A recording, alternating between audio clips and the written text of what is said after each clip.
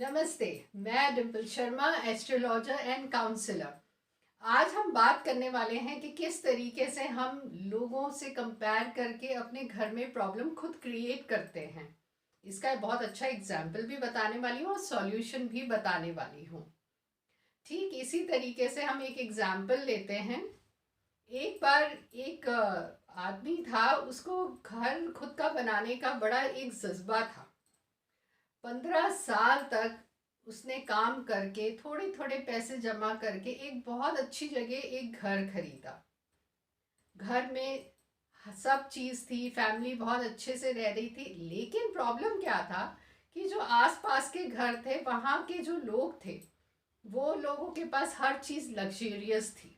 Luxury गाड़ी, हाँ, luxury कपड़े। तो वो जब उन लोगों को देखता था तो उसे लगता था कि मेरे पास भी ये चीज़ें होनी चाहिए। मन ही मन ये ख्याल उसको आता रहता था। कहीं ना कहीं देख के ईर्ष्या होती थी। एक दिन क्या हुआ, एक साधु वहाँ से गुजरा। वहाँ पे उसके घर पे वो रुका। साधु महाराज वहाँ रुके। इसने बहुत अच्छे से उनकी सेवा की।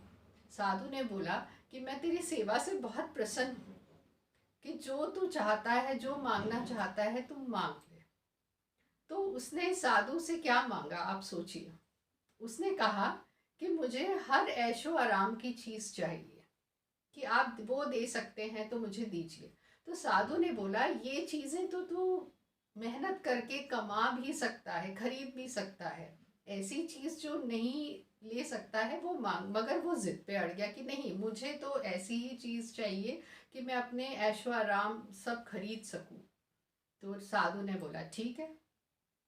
साधु ने उस व्यक्ति को एक हथौड़ा दिया और एक मंत्र बताया। उसने कहा, जब भी तुझे किसी चीज़ की ज़रूरत होगी, ये हथौड़ा अपने घर की दीवार पे मारना और मंत्र पढ़ना, तो उससे पैसा आएगा और उसके बाद जो तुम चाहो खरीद सकते हो। बड़ा खुश हो गया वो व्यक्ति। साधु महाराज चले गए, लेकिन उसको ये बोल के गए हैं कि तू ऐशो आराम की चीज़ इससे खरीद पाएगा, लेकिन अपनी ज़रूरत की चीज़ नहीं खरीद पाएगा। उसने सोचा कि अरे वाह, मेरे पास तो अब मंत्र मिल गया है, हथौड़ा मिल गया है। उसने क्या किया, उसने एक हथौड़ा जाते ही साधु के अपनी दीवार पे, घर की दीवार पे मारा। ऑब्वियसली हथौड़ा अगर दीवार पे हमारे घर की मारेंगे तो क्या होगा, क्रैक्स आना संभव है। वहां से हथौड़ा मार के उसने मंत्र पढ़ा और वहां से पैसे आना शुरू हो गए। वो एवरी टाइम अलग अलग उसे मारना था पैसे के लिए। अब वो पैसे उसको मिले, वो बहुत लग्जरी कपड़े लेके आया पूरी फैमिली के लिए। फिर थोड़े दिन लग हुए, उसने दूसरी बार दूसरी दीवार पे फिर हथौड़ा मारा, वहां से पैसे आए। तो वहां से उसने लग्जरियस गाड़ी खरीद ली। ऐसे करते करते पूरा साल निकल गया। वो लग्जरी आइटम्स लेने के लिए जगह जगह अपने घर में हथौड़ा मारता रहता। साल भर बाद जब वो एक दिन बैठा हुआ था, उसकी नज़र अपने घर में गई कि ये क्या सब तरफ से टूटा फूटा है। तो उसकी वाइफ ने उसको समझाने की कोशिश की कि मैं तुमको बहुत टाइम से बोल रही हूँ ये चीज़, तो आप थोड़ा सा इस चीज़ पे ध्यान दीजिए। लेकिन वो अपने ऐशो आराम में इतना मस्त था कि मतलब उसको तो ये था कि जो उसके आस पड़ोस वाले हैं और उसके जो मिलने वाले हैं, कि उससे ज़्यादा उसको दिखाना था कि मेरे पास सब चीज़ लग्जरियस है। उस समय ये भूल गया कि मैं अपना ही घर खराब कर रहा हूँ। तो उसने अपनी वाइफ से बोला, कोई बात नहीं, मैं फिर से हथौड़ा मारूंगा, नए घर के पैसे आ जाएंगे। तो उसने सब दूर देखा तो कहीं जगह ही नहीं बची थी कि कहाँ मैं हथौड़ा मारूं। एक जरा सा कोना बचा हुआ था। उसने वहां पे हथौड़ा मारा और मंत्र पढ़ा, लेकिन वहां से पैसे नहीं आए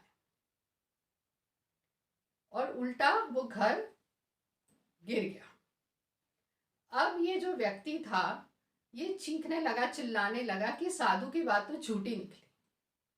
तब उसे उस समय याद आई साधु की बात, कि साधु ने बोला था इससे तुम अपने ऐशो आराम की चीज़ ज़रूर खरीद पाओगे, लेकिन अपनी ज़रूरत की चीज़ नहीं कर पाओगे। अब घर बनाना उसकी ज़रूरत थी। तो आप देखिए कि किस तरीके से लोगों से कंपैरिजन करके, लोगों को नीचा दिखाने के कर में हम अपना ही घर बर्बाद कर लेते हैं। तो प्लीज़ इस स्टोरी से कुछ सीखिए एंड कंपैरिजन बंद कीजिए, अपनी मेहनत पे विश्वास रखिए और काम करिए और मेहनत से कमाना सीखिए। अब हम बात करते हैं कि अब जैसे कि मॉरल तो आपको मिल ही चुका है, अब घर में चीज़ें आए व्यवस्थित रहें तो उसके लिए बाउंडिंग बहुत ज़रूरी है घर में। उसके लिए मैं आपको आज उपाय बताने वाली हूँ। सबसे पहले आप जो आपके बेडरूम्स हैं वहाँ पे कोशिश यही करिए कि लाइट कलर की बेडशीट्स बिछाइए। हम क्या करते हैं, यूजुअली डार्क कलर की बेडशीट्स बिछाते हैं, गंदी ना हो इस वजह से। लेकिन black, blue, dark brown, dark maroon, ये कलर्स ऐसे हैं जो आपको अवॉइड करने चाहिए। आप इससे नेगेटिविटी होती है, हमारा माइंड भी बिल्कुल उसी तरीके से डार्कनेस वाला हो जाता है जब हम इस ब्लैक चादर या ब्लैक ब्लू चादर इस पे सोते हैं। तकिया का खोल जो ब्लैक रहता है, तो कोशिश ये करिए कि लाइट शेड यूज़ कीजिए।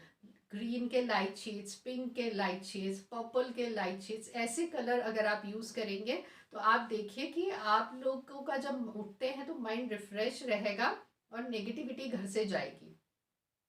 डेली घर में कपूर ज़रूर जलाइए। कपूर जला के हर कमरे में उस पर धूप दिखाइए। अगर घर में ज़्यादा चिक काफ़ी लड़ाई झगड़ा होता है, मन मुटाव ज़्यादा होता है, तो सुबह चंदन की धूप लगाइए, शाम को गुलाब की धूप लगाइए। देखिए कैसे नहीं असर करेगी।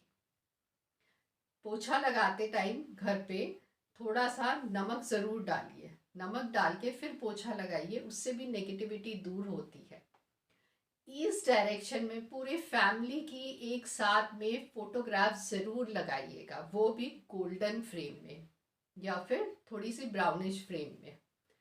और हस्बैंड वाइफ के बीच में अगर ज़्यादा प्रॉब्लम्स रहती है तो साउथ वेस्ट में उनकी साथ में जो हंसी खुशी वाली फोटोग्राफ है वो ज़रूर लगाइएगा।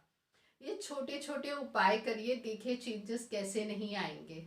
और बिल्कुल पॉजिटिव थॉट के साथ करिए। ये वीडियो अगर आपको अच्छा लगे तो इसको लाइक करिए, शेयर करिए और सब्सक्राइब करना तो बिल्कुल मत भूलिएगा। आप अगर ये वीडियो शेयर करते हैं तो और लोग भी इससे लाभ